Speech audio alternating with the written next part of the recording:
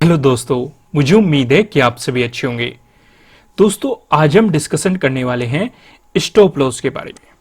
काफी लोगों को कंफ्यूजन रहता है कि स्टॉप लॉस हमें कहां लगाना चाहिए।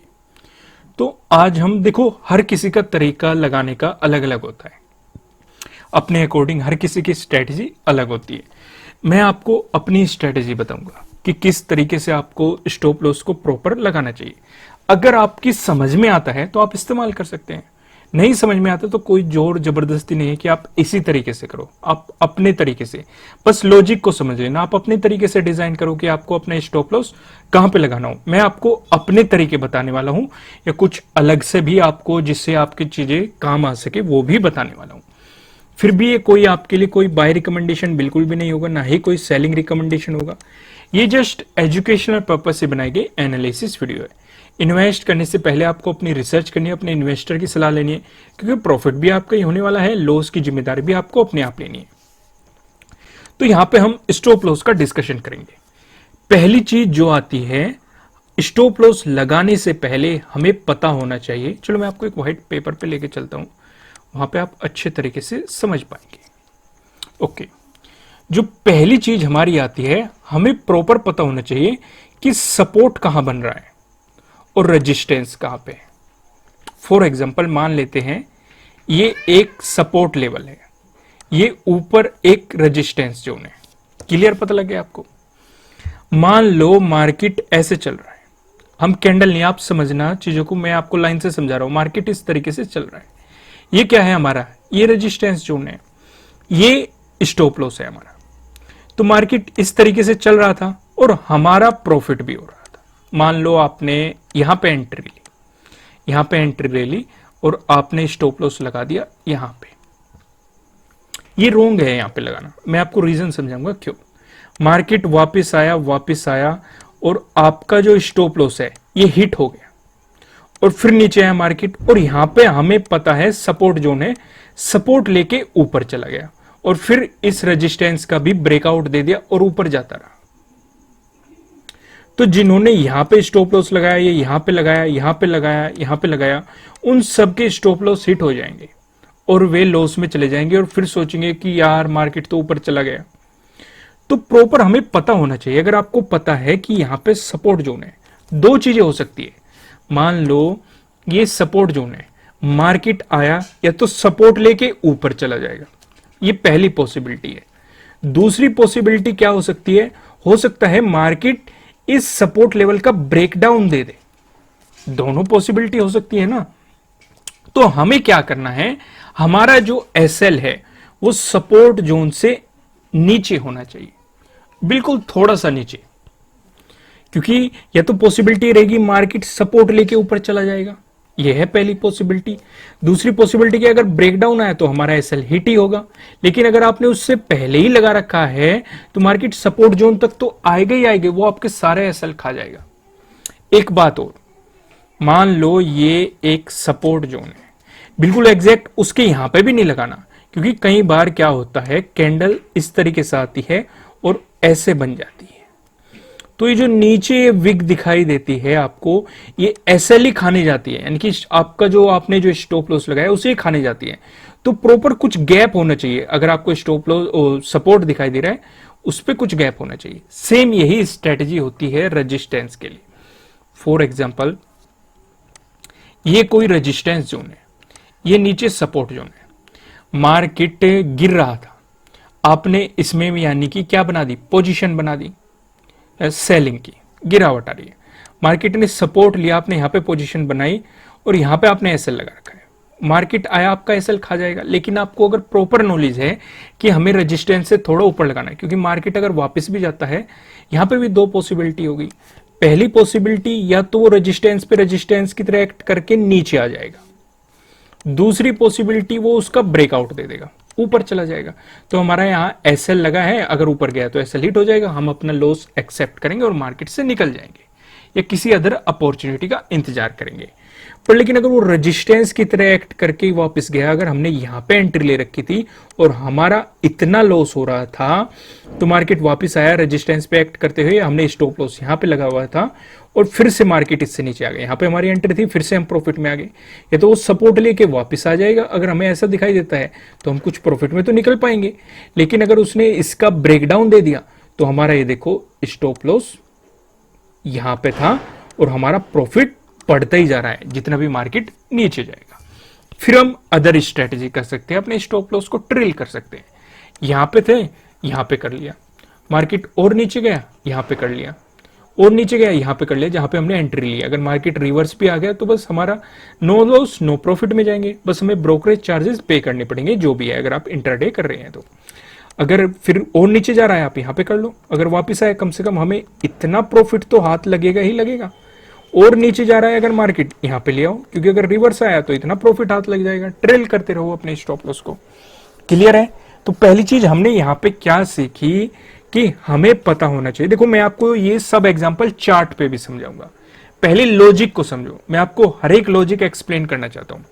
तो पहली चीज हमने सीख ली, हमें पता होना चाहिए कि सपोर्ट कहां बन रहा है मार्केट में, रेजिस्टेंस कहां बन रहा है, और इसी के अकॉर्डिंग हमें अपने स्टॉप लॉस को प्लान करना है। हमने सपोर्ट का भी एग्जांपल समझ लिया और रेजिस्टेंस का भी, आपको अच्छे तरीके से समझ में आ गया होगा। अब थोड़ा सा चलते हैं चार्ट पे, क्योंकि जो दूसरी चीज मैं आपको एक्सप्लेन करने वाला हूं उस पे हमें चार्ट की मदद लगेगी। चलो पहले हम सपोर्ट और रेजिस्टेंस के एग्जांपल देख लेते हैं। यहां पे हमें क्या दिखाई दे रहा है, रेजिस्टेंस। यहां पे हमें क्या दिखाई दे रहा है, सपोर्ट। यहां पे देखो, यहां पे क्या दिखाई दे रहा है हमें, रेजिस्टेंस।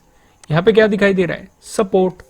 मान लो मार्केट यहां पे बार बार हिट करके गिर रहा है और यहां पे भी गिरावट आई, आपने सेलिंग पोजीशन बना ली, तो आपको स्टॉप लॉस कहां पे रखना है, अपना स्टॉप लॉस यहां पे रखो। रेजिस्टेंस, जो हमारा रेजिस्टेंस है उससे थोड़ा ऊपर।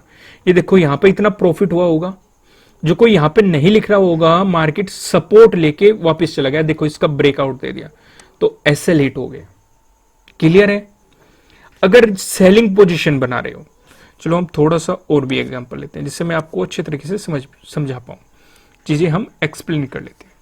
जैसे हम यहां पे देख रहे हैं, यहां पे ये देखो, ये हमने एक्सप्लेन कर लिया, देख लिया, प्राइस एक्शन की मदद से देख रहे हैं अभी हम सपोर्ट और रेजिस्टेंस।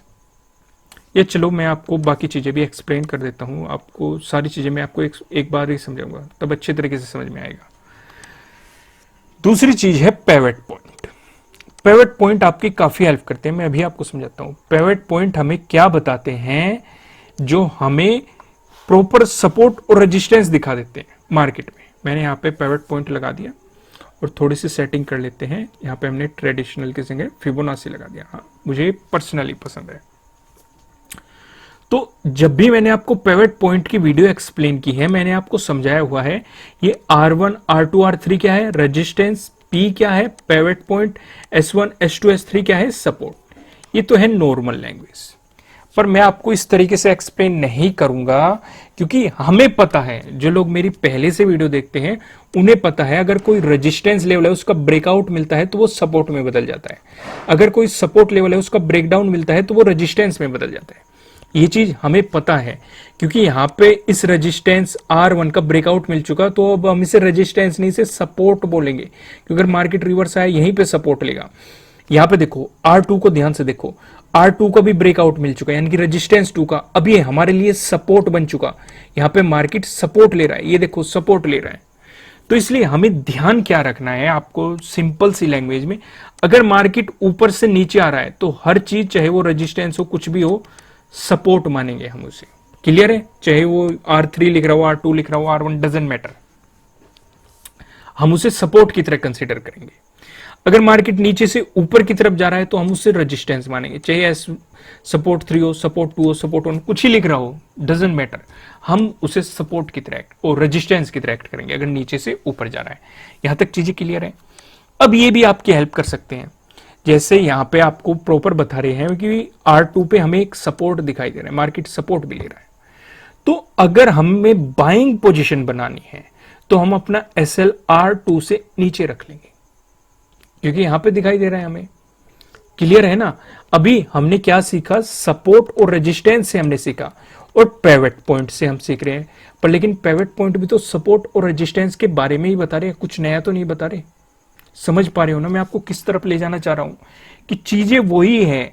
आप इंडिकेटर लगा लो या कुछ भी, मैं अभी आपको एक इंडिकेटर और लगा के दिखाऊंगा, मूविंग एवरेज लगा के दिखाऊंगा, पर लेकिन बात तो मूविंग एवरेज भी सपोर्ट और रेजिस्टेंस के बारे में ही बताएगा कि कहां पे सपोर्ट कहां पे रेजिस्टेंस दिखाई दे रहा है। तो आपको प्रॉपर पता लग गया ना, जैसे मैं आपको वो इंडिकेटर भी लगा के दिखाता हूं, ये समझ गए ना आप कि सपोर्ट और रेजिस्टेंस में कहां पे लगाना है आपको प्रॉपर। मैं आपको मूविंग एवरेज लगा के दिखा देता हूं। देखो, मैं पर्सनली एक्सपोनेंशियल मूविंग एवरेज इस्तेमाल करता हूं, तो यहां पे हम 2 लगा लेते हैं, एक लगा लेते हैं 50। तो यहां पे आप इसे सिलेक्ट करो, ओके 50 कर दिया। एक दूसरा लगा लेते हैं हम 200 और इसका कलर मैं कर देता हूं ब्लैक, ओके हो गया, ये लग गया हमें। और थोड़ा सा इसे जूम इन कर लेते हैं, हमें यहां पे दिखाई दे रहा है ये ब्लू वाला जो है ये 50 एक्सपोनेंशियल मूविंग एवरेज है, और जो ब्लैक वाला है ये 200 एक्सपोनेंशियल मूविंग एवरेज। मार्केट बार बार आ रहा है, सपोर्ट कहां ले रहा है, पिवट पॉइंट पे। ये देखो बार बार आ रहा है, सपोर्ट कहां ले रहा है, पिवट पॉइंट पे। आप यहां पे सिर्फ इतना ही नहीं, टाइम फ्रेम भी चेंज कर सकते हो।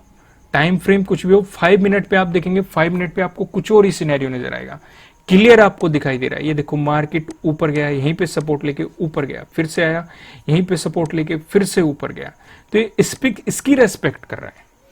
तो अगर हम रिस्क नहीं लेना चाहते तो अपने स्टॉप लॉस को इसी के हिसाब से, मूविंग एवरेज के हिसाब से एडजस्ट कर सकते हैं, या ऊपर नीचे भी ट्रेल कर सकते हैं। क्योंकि हमें पता है, अगर मान लो यहां पे है, क्या कह रहे हैं, यहां पे पॉजिटिव मोमेंटम है मार्केट का, और हमने पता लग गया कि यहां पे मार्केट सपोर्ट ले रहा है, जो आपको साफ साफ दिखाई दे रहा है। देखो हर इंडिकेटर थोड़ा सा लैगिंग इंडिकेटर होता है, वो आपको दिखाई देता है। आपको पता लग गया, आपने यहाँ पे बाइंग पोजीशन बनाई, मार्केट ऊपर जाना शुरू होगा, तो आपको पता है अगर ये रिवर्स आएगा, सपोर्ट कहां लेगा, 50 एक्सपोनेंशियल मूविंग एवरेज पे। जरूरी ये नहीं है, अगर इसका ब्रेकडाउन दे देगा तो पॉसिबिलिटी है वो सपोर्ट कहां लेगा, 200 एक्सपोनेंशियल मूविंग एवरेज पे। क्लियर है। तो वो ये जो सपोर्ट रहेगा, अगर इसका ब्रेकडाउन मिल गया तो ये रेजिस्टेंस की तरह एक्ट करेगा। यहां पे सपोर्ट लेके ऊपर जाएगा तो पॉसिबिलिटी है यहाँ पे रेजिस्टेंस की तरह एक्ट करे। पीछे ही देख लो एग्जांपल, इसका ब्रेकडाउन मिला, यहाँ पे देखो रेजिस्टेंस की तरह एक्ट करा है, यहाँ पे रेजिस्टेंस की तरह एक्ट करा है, यहाँ पे रेजिस्टेंस की तरह एक्ट करा है। समझ पा रहे हो ना। थ्योरी कुछ भी हो, मतलब इंडिकेटर भी चाहे कोई सा हो या कुछ भी कोई सा हो, लॉजिक वही है।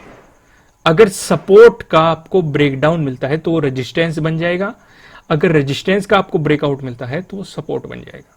मैं आपको अपनी वीडियो में इतनी बार एक्सप्लेन कर देता हूं, अभी आपकी याद भी हो गया होगा, और ये चीजें आप ये मैजिक होता हुआ मार्केट में देख भी रहे होंगे, रिलेट कर पा रहे होंगे अपनी चीजों से। तो यहां पे समझ में आ गया। कुछ लोग अलग ही तरह के होते हैं, जिनके पास पैसा होता है सफिशिएंट, उन्हें मतलब लॉजिक से कोई फर्क नहीं होता, या बाकी मतलब लॉजिक भी वे लगाते हैं, पर लेकिन उनका मैटर अलग ही होता है। उनके लिए मैं सजेस्ट क्या करता हूं, कभी कभी मैं भी ये थ्योरी अप्लाई करता हूं। उनके लिए फिक्स होता है कि मान लो अगर हमारा 100 पॉइंट का लॉस हो रहा है, किसी का 200 पॉइंट का होता है, तो वो ऐसे ही टारगेट रखते हैं। मान लो यहां पे सपोर्ट लिया, तो सपोर्ट लेके मार्केट ने, उन्होंने मतलब सिग्नल मिल रहा है बाइंग का, बाइंग पोजीशन बना ली, मार्केट ऊपर जाता जा रहा है। अगर रिवर्स हो गया तो वे कैपेसिटी रखते हैं कि भाई अगर हमारा 100 पॉइंट का लॉस हो रहा है, हम मार्केट से निकल लेंगे। किसी की कैपेसिटी होती है 50 पॉइंट, किसी की कैपेसिटी होती है 10 पॉइंट, डिपेंडिंग ऑन अलग अलग कि कौन कितना रिस्क फैक्टर रखता है या क्या कैसे। उन्हें प्रॉपर सेटअप मिल रहा था, उन्होंने मार्केट में पोजीशन बनाई और सीधा ही पॉइंट देखा, मान लो उसने 38,900 पे पोजीशन बना ली, राइट। कुछ लोग यहां पे एक मत कहने लग जाना कि हम तो ऑप्शन चेन में करते हैं, ऑप्शन का बताओ क्या करना है, सीपी या इस तरह का। देखो आप लॉजिक लगाओ, मान लो आपने 300 पे वो बनाई और आपने सोचा कि भाई बस जब 50 पॉइंट का लॉस होगा मैं निकल जाऊंगा, तो आपने 250 पे क्या रख दिया, अपना एसएल रख दिया। ना आपने कोई लॉजिक देखा या कैसे देखा, कुछ लोग इस तरीके से काम करते हैं, पर ये भी मतलब कहीं ना कहीं अच्छी स्ट्रेटेजी है कि भाई, पर इसका मतलब ये नहीं है कि आपके पास लॉजिक है नहीं कि आप एंट्री क्यों ले रहे, एंट्री कहीं से भी ले दी और बस ऐसे लगा दिया 50 पॉइंट का, ऐसे काम नहीं बनता। आपको प्रॉपर नॉलेज होनी चाहिए, आपको प्रॉपर पता होना चाहिए, पूरा सेटअप होना चाहिए कि हाँ, आपको पता है कि आप बाइंग कर रहे हो, क्यों कर रहे हो, क्या लॉजिक है उसके पीछे, कि मार्केट रिटेस्ट कर रहा है, सपोर्ट लेके ऊपर जा रहा है, रेजिस्टेंस का ब्रेकआउट कर रहा है, या फिर आपको कोई स्ट्रेटेजी के अकॉर्डिंग कोई सिग्नल मिल रहा है, आपको इनसाइड कैंडल मिल रही है, या डे हाई ब्रेक हो रहा है, या डे लो का ब्रेक डाउन हो रहा है, बहुत सारी थ्योरी होती है, बहुत सारी। तो आप प्रॉपर, अगर आपके पास लॉजिक है तो आप ये भी स्ट्रेटेजी इस्तेमाल कर सकते हो कि भाई हम 50 पॉइंट या 100 पॉइंट या 200 पॉइंट, जितनी भी आपकी कैपेसिटी है, कि हम उसके अकॉर्डिंग अपना लॉस लेके निकल जाएंगे। देखो, हर तरीके की होती है, मैंने आपको सारी चीजें एक्सप्लेन करने की कोशिश की, हालांकि ये बहुत ही बेसिक था। एसएल में हम मतलब मैं आपको इतना एक्सप्लेन कर सकता हूं कि कोई लिमिट ही नहीं है, बताता रहूंगा कि इस तरीके से भी, क्योंकि हर तरीका अलग अलग होता है मार्केट का, कि वो हमें मार्केट में ही सोचना पड़ता है। अच्छा, मार्केट यहां जा रहा है तो एसएल हम यहां लगा लेते हैं, यहां पे ऐसा लग रहा है कि मार्केट यहां तक नहीं आएगा, ये अगर आएगा रिवर्स हुआ तो इससे ऊपर ही मार्केट ऊपर चला जाएगा। बहुत सारी चीजें हम इसमें ऐड करते हैं तरीके से। टाइम टाइम पे मैं आपको सारी चीजें एक्सप्लेन करता रहूंगा, ऐसा कुछ नहीं कि मैं आपसे मतलब, क्योंकि एक वीडियो में सारी चीजें बताई नहीं जा सकती। यहाँ पे मैंने आपको 4 पॉइंट कवर किए हैं, मैं आपको हल्का सा एक रिकैप कर देता हूं, जिससे कि इन चीजों को समराइज कर देता हूं, जिससे कि आप अच्छे तरीके से समझ पाए। तो हम फिर से चार्ट पे चलते हैं। पहली चीज जो हमने सीखी, हमें देखना है सपोर्ट कहां पे है और रेजिस्टेंस कहां पे है, उसी के अकॉर्डिंग हमें अपने एसएल को प्लान करना है। फॉर एग्जांपल, अगर ये हमारा सपोर्ट है, ये रेजिस्टेंस है, अगर हमने बाइंग पोजीशन बनाई हुई है तो हम एसएल के मतलब जो सपोर्ट है उससे थोड़ा सा नीचे रख लेंगे, ठीक है, क्योंकि पॉसिबिलिटी है मार्केट सपोर्ट लेके ऊपर चला जाए। अगर ये रेजिस्टेंस है, ये सपोर्ट है, अगर हमने सेलिंग पोजीशन बनाई हुई है तो हम अपने रेजिस्टेंस के थोड़ा सा ऊपर रख ले, क्योंकि अगर मार्केट रिवर्स आए, हो सकता है रेजिस्टेंस पे एक्ट करके फिर गिरावट दिखा दे, हमारा एसएल हिट ना हो। समझ गए आप? ये तो था सिंपल पहला स्टेप, क्या, सपोर्ट और रेजिस्टेंस को देख के। दूसरा हमारा स्टेप क्या था जो हमने सीखा, वो था पिवट पॉइंट, कि हम पिवट पॉइंट की मदद से भी सपोर्ट और रेजिस्टेंस का पता लगा सकते हैं और प्रॉपर उसी के अकॉर्डिंग अपने सपोर्ट और रेजिस्टेंस को प्लान कर सकते हैं, क्योंकि पिवट पॉइंट भी हमें डायरेक्टली सपोर्ट और रेजिस्टेंस को ही बताता है। क्लियर है यहां तक? तीसरी चीज जो हमने सीखी थी वो थी मूविंग एवरेज। मूविंग एवरेज पे भी मैंने आपको सपोर्ट और रेजिस्टेंस दिखाया कि मार्केट किस तरीके से एक्ट करता है, और हम उसी के अकॉर्डिंग अपने स्टॉप लॉस को प्लान कर सकते हैं, उसी के अकॉर्डिंग थोड़ा बहुत ड्रिल भी कर सकते हैं। देखो, इन थ्योरी पे आपको चलना नहीं है, ये मेरा पर्सनल एक्सपीरियंस है जो मैं आपके साथ शेयर कर रहा हूं कि किस तरीके से प्लानिंग होनी चाहिए। ज्यादातर जो मैं पर्सनली प्रीफर करता हूं वो है सपोर्ट और रेजिस्टेंस को देख के, उसके बाद मैं इसमें ऐड करता हूं पिवट पॉइंट, जिससे मुझे एक इंडिकेशन मिल जाता है। मूविंग एवरेज भी मदद कर देते हैं, काफी मदद करते हैं, पर मेनली मैं इन दोनों को यूज करता हूं, खासकर सपोर्ट रेजिस्टेंस को। प्राइस एक्शन मेरा फेवरेट है, price action is the best thing अगर मार्केट में आप अर्निंग करना चाहते हैं। चौथी चीज हमने सीखी, हर किसी का फिक्स होता है, स्ट्रेटेजी होती है कि कोई 50 पॉइंट लेके निकल लेगा, कोई 100 पॉइंट लेके निकल लेगा, कोई 150 का रखता है, कोई 200 का रखता है, डिपेंडिंग ऑन अपनी कैपेसिटी के अकॉर्डिंग कि भाई, पर लेकिन इसमें एक पॉइंट है, इसमें आपको प्रॉफिट अच्छा मिलेगा, लेकिन इसमें आपके पास लॉजिक होना चाहिए एंट्री का, कि आप एंट्री क्यों ले रहे हो। ये मैंने आपको एक्सप्लेन कर दिया। विदाउट लॉजिक इसे अप्लाई मत करना, नहीं तो हमेशा आपका एसएल हिट ही हिट होगा। कई बार आपने वीडियोस में ये देखा होगा, मेरी नहीं, बहुत सारे मतलब यूट्यूब पे अलग अलग आपको वीडियोस मिल जाएगी, वो आपको स्ट्रेटेजी देते हैं कैंडल वाली देंगे, वो कह देंगे बस इस कैंडल के नीचे लगा दो, तो कुछ ना कुछ उसके पीछे लॉजिक होता है कि मार्केट अगर इसका ब्रेकआउट दे रहा है ऊपर ही जाएगा। देखो, ये जस्ट मैं एग्जांपल ले रहा हूं, इस तरीके से मत लगाने लग जाना कि कैंडल के नीचे लगा दो।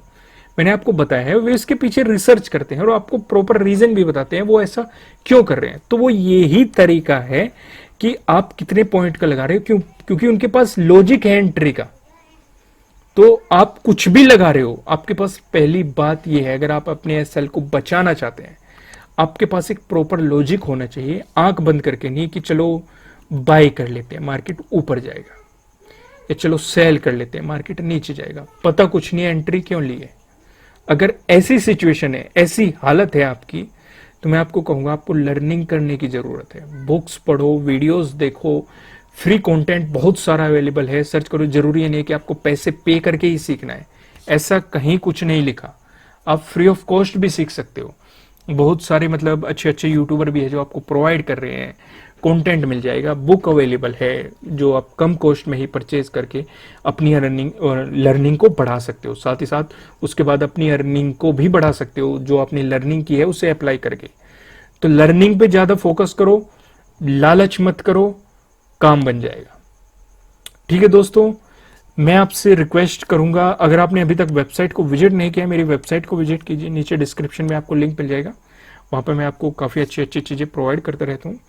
किस तरह से या किस टॉपिक पे आपको वीडियो चाहिए वो भी आप कमेंट करके मुझे बता सकते हैं। इस वीडियो को लाइक करना बिल्कुल भी मत भूलिएगा। अगर आप भूले भटके कहीं से मेरे चैनल पे आ गए हो, तो इसी तरह की और अच्छी वीडियोस पाने के लिए आप मेरे चैनल को सब्सक्राइब भी कर सकते हो।